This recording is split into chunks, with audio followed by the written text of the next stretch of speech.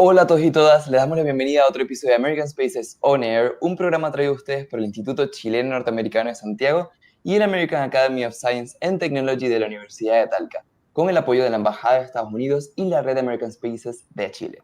Mi nombre es Juan Miguel Romero, director del American Space del Norteamericano de Santiago, y me acompaña Nicole Veley, coordinadora del American Academy de la Universidad de Talca, y seremos sus anfitriones el día de hoy.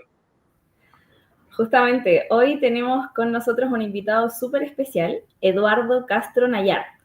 Eduardo es doctor en Ciencias Biológicas por la Universidad George Washington de Estados Unidos, de formación bioquímico de la Universidad de Santiago de Chile.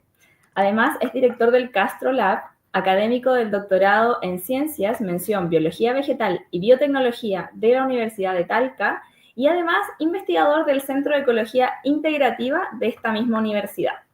En su experiencia docente, Eduardo ha diseñado y enseñado biología evolutiva en Estados Unidos, genómica y bioinformática en Chile a estudiantes de biotecnología y bioquímica, así como también ha impartido cursos a nivel de maestría y doctorado relacionados con diseño experimental y análisis de datos en biología y genómica. Además, ha diseñado y dictado talleres en Bangladesh, Perú y en nuestro país. Eduardo, bienvenido. Es un gusto tenerte acá con nosotros.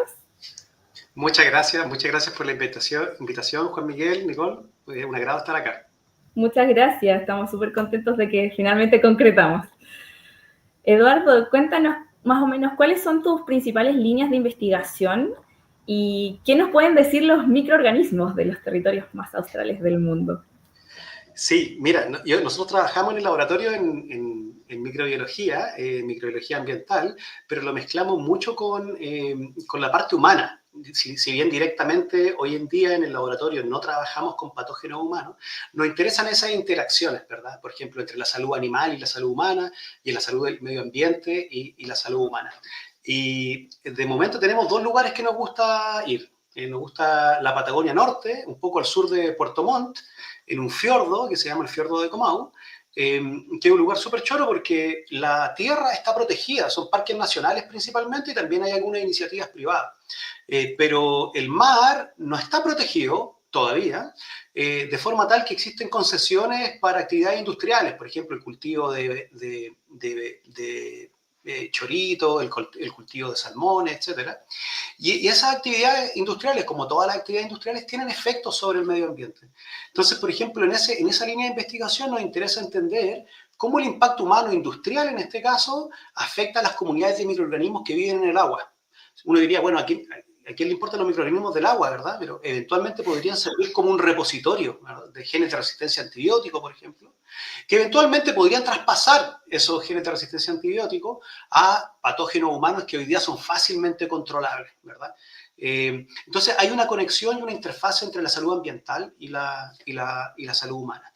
Y en la Antártica, que es nuestro segundo sitio predilecto, ahí nos vamos más como en el área del suelo y plantas, ¿verdad? ¿Cómo las plantas pueden reclutar microorganismos? ¿Cómo estos microorganismos migran desde otras partes del mundo a la Antártica? ¿Y qué consecuencias tiene esto?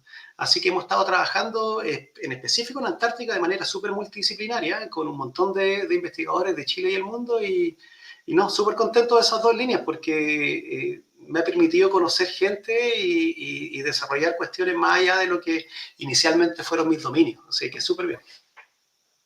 Súper, muy interesante, Eduardo. Gracias. Suena súper interesante, Eduardo, y bueno, parto por agradecerte por compartir este rato con nosotros. Bueno, como American Spaces nosotros promovemos el intercambio educativo, ojalá que chilenos estudien en Estados Unidos, que estadounidenses estudien acá. Escuchamos un poco de tu formación y nos gustaría saber cómo fue que escogiste realizar tu doctorado en Ciencias Biológicas en la Universidad George Washington en Estados Unidos. Cuéntanos de ese proceso. ¿Por qué escogiste especializarte en Estados Unidos específicamente? Claro, y mira, la elección del país, bueno, a mí siempre me ha traído a Estados Unidos, en términos como culturales y sobre todo en desarrollo científico y tecnológico. Y yo estudié bioquímica, me gradué por ahí por el 2007 y comencé a trabajar en un laboratorio, tenía a cargo un pequeño equipo donde hacíamos diagnóstico de patógenos en peces, en salmónidos. Y hicimos un montón de cuestiones, entretenido, pero después se tornó un poco monótono para mí. Y ahí yo quería como tratar de hacer cuestiones más novedosa o no necesariamente estar circunscrito a una serie de cosas que iba a aplicar N veces a través del tiempo. Entonces, hablando con mi jefa de ese tiempo, amiga, Ana María Sandino, me dijo, no, tenéis que hacer un doctorado, pero tenéis que hacer un doctorado afuera. Y yo dije, bueno, pero ¿quién soy yo para hacer un doctorado afuera? No sé, como que no, tenía ahí problemas de confianza, ¿te fijáis? Y me dijo, mira, hay un nuevo programa del gobierno que se llama Becas Chile, échale un vistazo, está en la página web. Y entonces, claro, postulé al Becas Chile, postulé a otra universidad, de hecho, primero. Encontré mi futuro tutor de doctorado porque estaba leyendo ciertos papers y su nombre se repetía. Fue una cuestión casi basada en frecuencia. Me encontraba más el nombre de Keith Crandall, mi tutor, y dije, nada, tengo que escribirle. Y me acuerdo que estuve un día entero tratando de escribir, porque el lenguaje no lo manejaba bien, así que con ayuda del Google Translate y qué sé yo, no teníamos inteligencia artificial todavía, entonces tenía que estar ahí con diccionario y tal. Estuve como, no sé, 4 horas escribiendo un correo electrónico y el tipo me contestó como en 20 minutos. Y me dijo, sí, me encantaría tenerte en mi laboratorio. Y como, bueno, salió más fácil de lo que pensé. ¿Qué tengo que hacer? Y de manera muy pragmática me dijo, mira, tenéis que aplicar acá, tenéis que dar el GRE, tenéis que dar el TOEFL, y dale, cuéntame cómo te va. Si te va bien, nos vemos cuando comience el año académico. Y eso no fue en Washington, D.C., fue en Utah. Entonces yo partí en Utah. Y estuve como 2 años, 1 año y medio, 2 años ahí. Y nada, y Keith un día me dijo, dale, te voy a dejar a la casa en auto. Y ahí tuvimos como la conversación, ¿te fijáis? Y me dijo, mira, yo me voy, me cambio de institución y tal, hay 2 opciones. Tú te quedas acá y termináis tu grado acá, o tendríais que aplicar de nuevo a esta otra universidad y ojalá te convaliden los cursos porque yo ya había hecho toda la parte que le llaman el coursework, ¿no? Yo ya había terminado toda esa parte. Y nada, le dije, no, es que me voy al tiro porque en realidad yo quería trabajar con él, ¿te fijáis? Era súper fascinante, es súper fascinante lo que hace y la combinación de técnica y las dimensiones que tiene su investigación. Yo en realidad estaba ahí por él, entonces le dije, no, me voy. Y postulé a George Washington y así llegué a George Washington. Qué maravilla. Y oye, mencionaste justo ese tema y es algo que nos convoca mucho en los American Spaces, sobre todo en norteamericanos, el inglés. ¿Cómo fue tu relación con el inglés al postular? ¿Ya algo sabías, tuviste que perfeccionar mientras estabas estudiando? ¿Cómo fue eso? Claro, mira, lo que sabía era como nivel película con subtítulos, tratando en los 90 de encontrar letras de canciones de Nirvana, una fotocopia por ahí, y tratar de entender qué es lo que me están diciendo. Y eso. Y obviamente en la carrera tuvimos una terapia de shock con artículos científicos, ¿verdad? Entonces eso Claro, fue duro, yo creo que para mí y para todos mis compañeros. Y por lo menos ahí en términos como quizás de dominio específico, bien disciplinario, como que podía entender bien. ¿Te fijáis? Pero nunca había tenido la necesidad de hablar en inglés, eh, salvo 2 o 3 ocasiones quizás. Y nada, me dijeron, tenéis que postular, tenéis que dar el TOEFL y tener ciertos puntajes, ¿no? Entonces, finalmente me conseguí como unos libros, estudié 2 o 3 meses, te fijáis, agendé por ahí 1 hora para dar la prueba y tuve la suerte que me fue bien. Pues. Ahora, cuando llegué a Estados Unidos era otra cosa, ¿no? Porque claro. lo que yo sabía con respecto a... Me acuerdo, por ejemplo, que de repente la beca Chile me decía, mira, necesitamos un certificado de alumno regular. Entonces yo me aprendía como que ensayaba todo el diálogo en mi cabeza antes. Entonces, tenía que ir al registro curricular de la universidad, ya me voy a presentar, cuál es la situación, necesito este papel, y tenía todo una suerte de guión ensayado. ¿Te fijas? Y llegaba al mesón y el tipo no me decía good morning, ¿cachai? Me decía, no sé, how is it going? Y era como, no sé qué significa, ¿cachai? Y ahí, Eso hasta ahí, justo no lo estudié. claro, eso justo no lo leí en el libro, ¿te fijas? Entonces, claro, después siempre había un tipo que hablaba español y los tipos decían, oye, traigan al que habla español, y ahí podía... Pero al principio fue un tema, sobre todo la parte hablada fue un tema. La parte de escuchar y escribir, eso no era tan tema por lo que te relato, lo de la carrera y un poco como tener exposición mediática en inglés, pero hablar me costó, no sé, ponerle 3, 6 meses y ahí creo que ya logré cierto nivel de proficiencia que me permitía comunicarme. Perfecto. Wow, o sea, como un poquito autodidacta al final. Eso, la respuesta corta a la pregunta era que no hice ningún curso. Aún más destacable entonces. Bueno, Eduardo, y justamente el inglés abre puertas, el inglés es el idioma de la ciencia. Hoy en día también se habla de trabajo inter y transdisciplinario. ¿Podrías contarnos un poco cuál es la diferencia entre estos dos conceptos y cómo ha impactado este enfoque de trabajo en tus investigaciones en el tiempo? Claro. Mira, lo del inter y transdisciplinario es una cuestión que son de estas cosas que en retrospectiva yo pienso tienen mucho sentido, ¿no? Pero en el ejercicio de la ciencia históricamente no hemos hecho ciencia ni inter ni transdisciplinaria y quizás en los últimos 15 a 20 años sí se ha comenzado a hacer eso. Interdisciplinario en este caso sería entre distintas disciplinas científicas, por ejemplo, ¿verdad? Y Claro. transdisciplinario sería un poco más como cruzar la vereda no sé, por ejemplo, mezclar ciencias naturales con ciencias sociales y ese tipo de cosas. En mi experiencia profesional, yo creo que nos hemos dedicado mucho más a la parte interdisciplinaria, aunque ahora con unos amigos de otras universidades nacionales estamos postulando proyectos transdisciplinarios súper interesantes. Eh, y yo creo que, o sea, si tuviera que decir algo al respecto, pues pienso que son súper enriquecedores, no solamente por el tipo de ciencia que uno hace, ¿verdad? Históricamente uno estudiaba la proteína, vida, pasión y muerte de esta proteína, estudiaba todos sus aminoácidos, iba a mutar cada uno de sus aminoácidos, iba a tener una serie de artículos científicos describiendo todos esos cambios, ¿te fijáis? Pero en interdisciplina podía llegar a otro tipo de cosas y es muy enriquecedor para la ciencia, o sea, el producto final, cuando comunica esos resultados y los hallazgos científicos son súper interesantes, pero también para uno es súper interesante.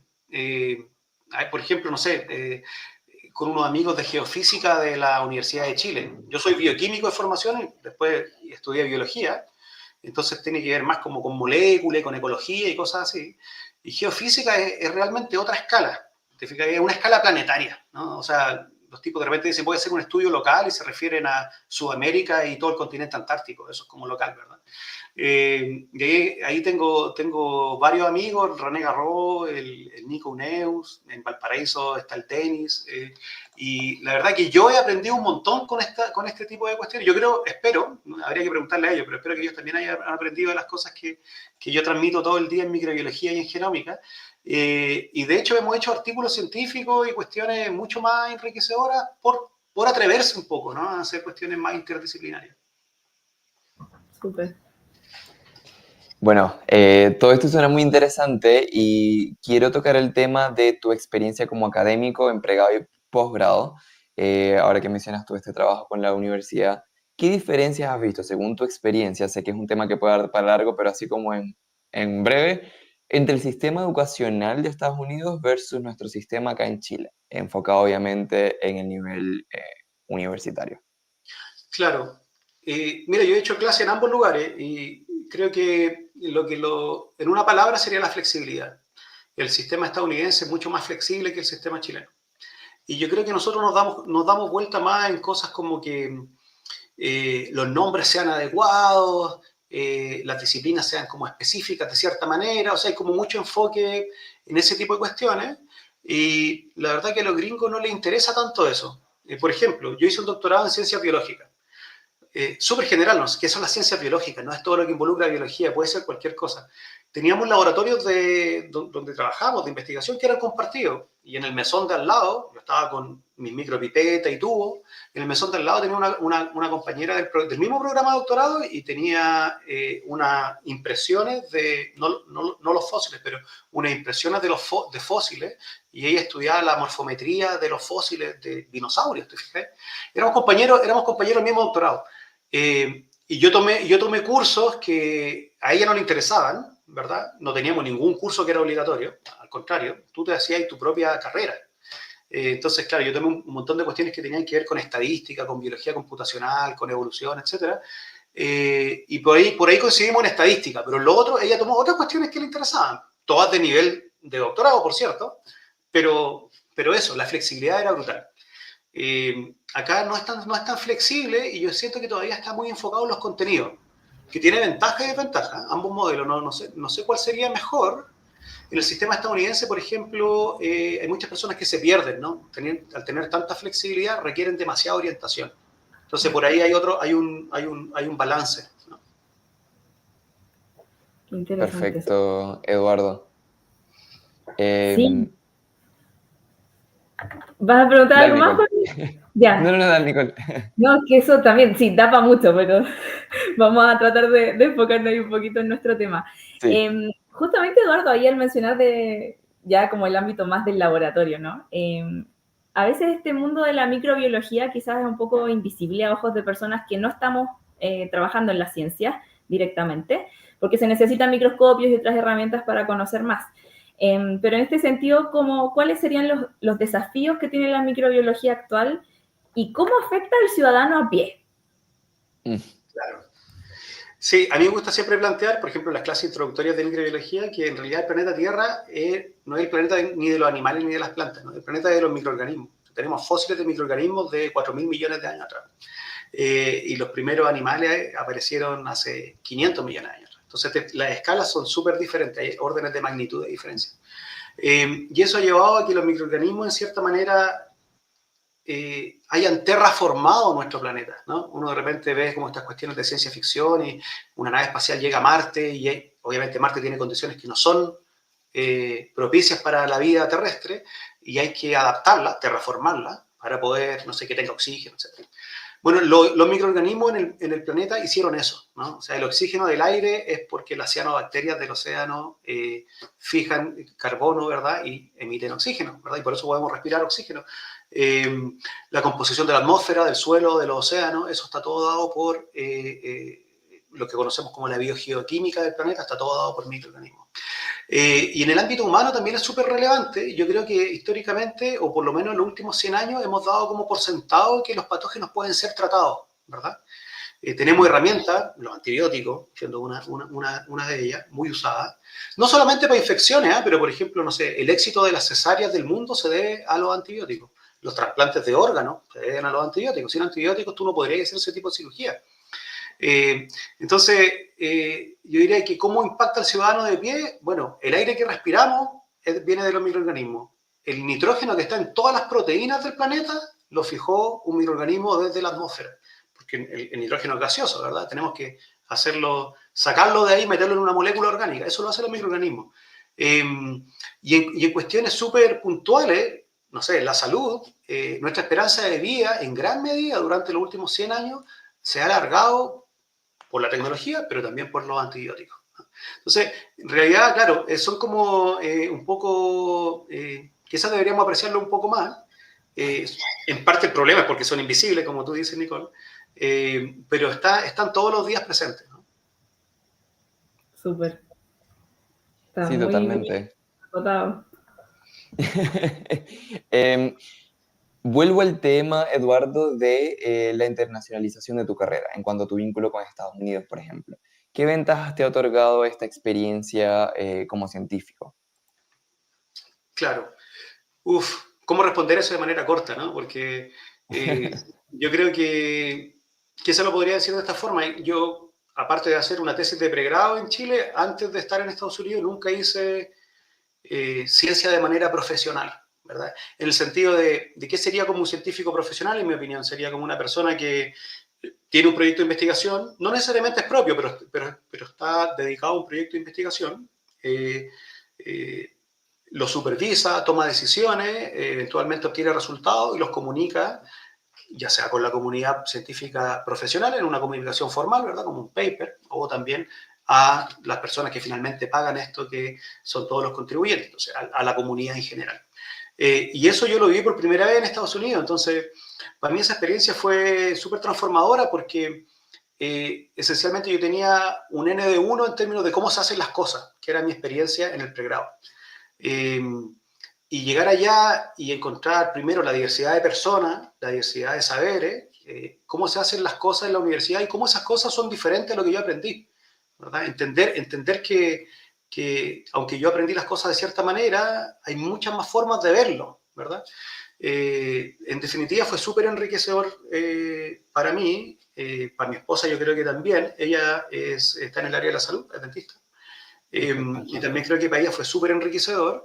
Y eso dentro de la universidad, pero también en el intercambio cultural fue muy, muy interesante. Entonces, creo que debo ser uno de los proponentes más grandes con mis estudiantes de terminen acá, váyanse afuera, les recomiendo Estados Unidos. Qué enriquecedora esa experiencia y algo que nosotros promovemos mucho como nuestra labor de apoyar todo lo que tiene que ver con intercambios, educación, buscar oportunidades en Estados Unidos, es que más allá de, por ejemplo, las relaciones bilaterales entre los gobiernos, no sé, digamos, relaciones diplomáticas entre Estados Unidos y Chile, este tipo de intercambios educativos hace que fuera de este tipo de instancias se den colaboraciones donde capaz los gobiernos ni se enteran, pero me imagino que lo viste mucho, donde algún chileno, capaz tú mismo, empezó un proyecto colaborativo con un académico norteamericano y se dio algo súper bacán, en palabras como simples, y eso se dio a través de este tipo de instancias, así que nosotros lo valoramos mucho y lo promovemos así como tú lo estás haciendo, que nos encanta eso. Sí, no, totalmente, totalmente. Una experiencia transformadora. Y de hecho también quiero ahí complementar un poco desde el mundo universitario, ¿cierto? Es importante que también los testimonios, digamos, como tú mismo puedes hacerlos pensar un poquito fuera de out of the box, como fuera de la caja, ¿cierto?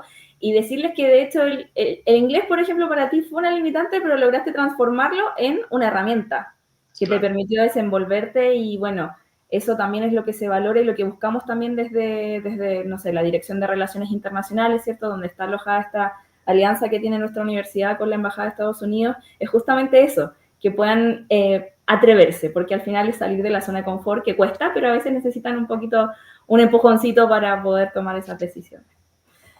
Sí, sin duda. Así es. Bueno, y a propósito del título de este episodio que hoy nos convoca, Ecología microbiana en el fin del mundo. Cuéntanos, Eduardo, ¿qué proyectos actuales has liderado o en los cuales has participado que te gustaría destacar? Y cuéntanos un poquito de qué se tratan, porque son súper, súper interesantes, muy variados, pero si nos puedes contar un poco. Claro.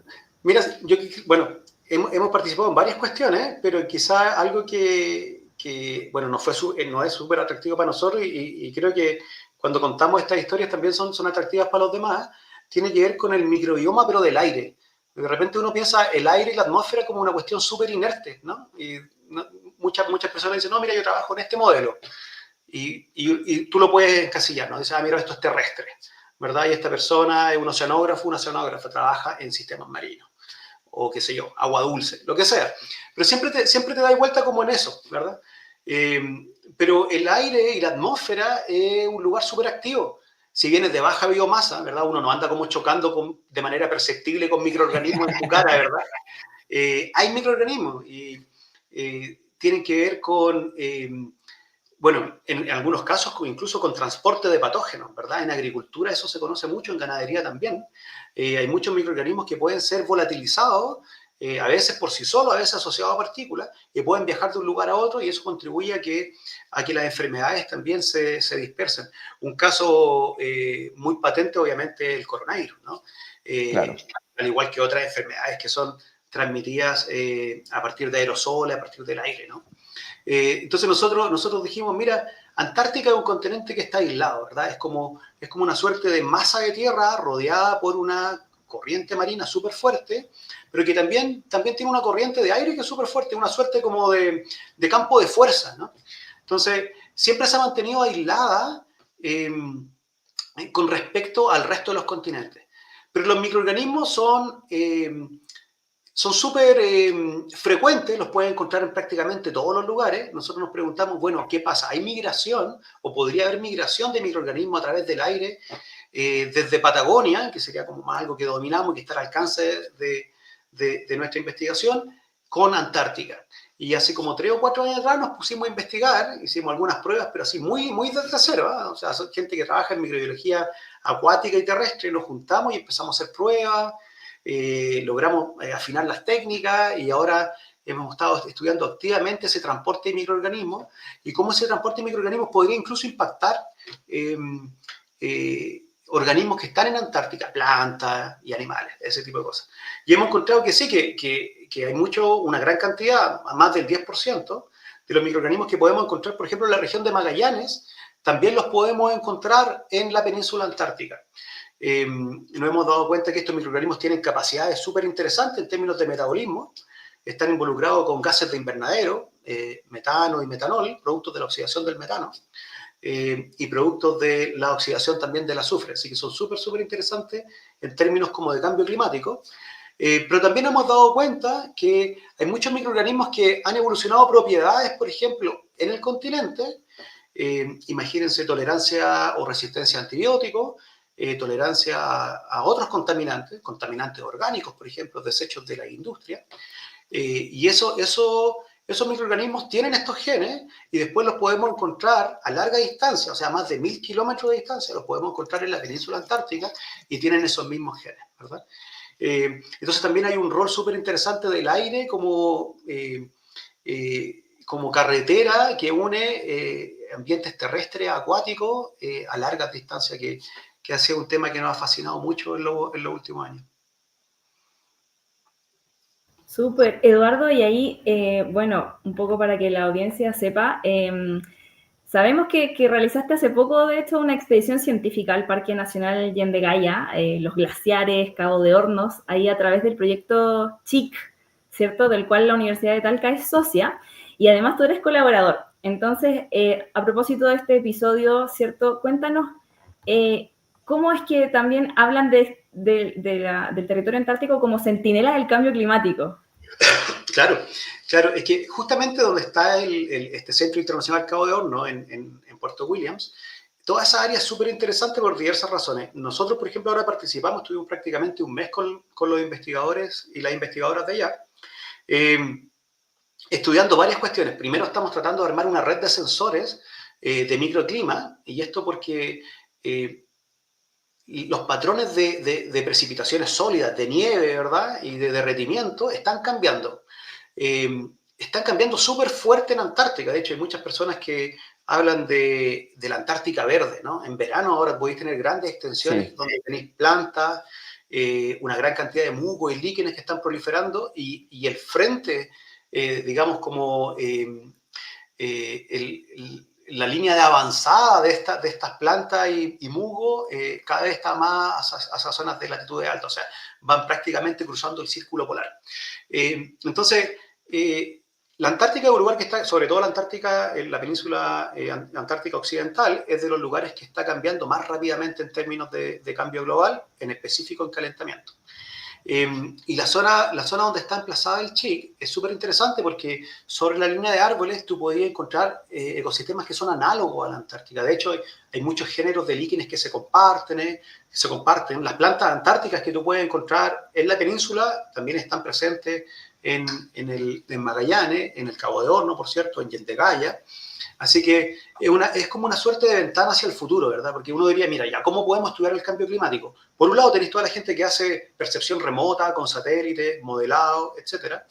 Pero también uno podría decir, mira, podemos intercambiar tiempo por latitud. O sea, por ejemplo, si imaginamos Antártica en el futuro, es como es hoy día Magallanes en esta zona, ¿verdad? Entonces, realmente Magallanes y el CHIC es como un vistazo hacia la Antártica futura. Si podemos entender cómo eso está cambiando hoy día, ¿verdad? Eventualmente podríamos tomar medidas o entender qué cosas son prioritarias de estudiar hoy en la Antártica presente. Entonces, por ahí va la línea de investigación y la relación que tenemos con el CHIC, que ha resultado ser súper buena. Súper. Y ahí, bueno, solo acotar, antes de pasar a la última pregunta, CHIC es la sigla en inglés Cape Horn International Center o Centro Internacional Cabo de Hornos, para quienes quieran buscar más información, porque hacen súper interesantes proyectos internacionales ahí en el fin del mundo. Sí. Gracias, Eduardo. Bueno, Eduardo, no quería irme sin antes pedirte si pudieras dar un consejo a todos aquellos profesionales o estudiantes de la ciencia que están dudando si hacer alguna especialización, posgrado, etcétera, en Estados Unidos o en cualquier otro país del mundo. ¿Qué consejo le darías a esa persona? Bueno, atreverse, ¿no? Lo dijimos acá, es salir un poco de tu zona de confort. Y yo creo que eso es lo principal. Y quizás también pedirle a las personas que consideren que es difícil dimensionar el impacto que va a tener esa experiencia a priori, ¿verdad? Uno dice, ah, bueno, es que no sé, puedo visitar y tal, en inglés, lo que sea. Pero realmente vivir, compartir con la gente de allá esa interacción uno a uno, sobre todo en instituciones como la universidad y los centros de investigación, ¿verdad? Es muy enriquecedora y es difícil predecir qué efectos van a tener. Yo nunca, o sea, para mí fue completamente una sorpresa y una cuestión en desarrollo, ¿verdad? Mis vínculos todavía sigo teniéndolo, nos visitamos, ya pasamos a otro nivel más como de amistad entre familias, te fijáis, visitas, ese tipo de cosas. Ahora me invitaron de la American Society for Microbiology para dar una charla, así que en junio voy a estar en Los Ángeles.